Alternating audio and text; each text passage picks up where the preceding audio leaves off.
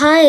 কাল ছিল সানডে আর কাল সন্ধ্যেবেলা চলে গেছিলাম মলে। আর কাল খুব কফি খেতে ইচ্ছে করছিল তাই জন্য কফি বানিয়ে খেলাম। কফি খাওয়ার একটু পরেই খেয়ে নিলাম আমার ফেভারিট ছানার পায়েস। ছানার পায়েস খেতে আমার দারুণ লাগে। আর তারপরেই আমি মলে যাওয়ার জন্য রেডি হয়ে নিলাম।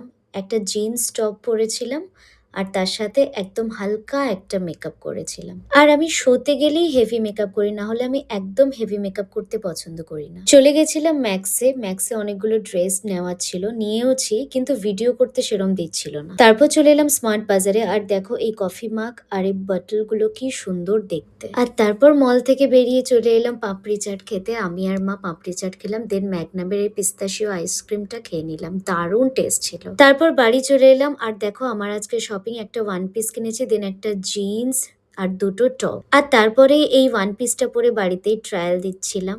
আর তারপর আমাদের ডিনারে ছিল চিকেন ভাত। That's it for today, by.